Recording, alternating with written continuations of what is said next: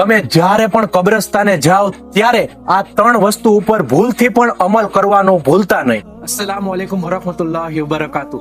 તમે જ્યારે પણ કબ્રસ્તાનની અંદર એન્ટર થાવ છો ત્યારે આ જો દુઆ દેખાય છે તે અંદર એન્ટર થતા પડવાની ખાસ કરીને ભૂલતા નહીં. તો તમને યાદ ન હોય તો યાદ કરી નાખ. નંબર 2, આ દુરૂદ શરીફને મામૂલી ના સમજો.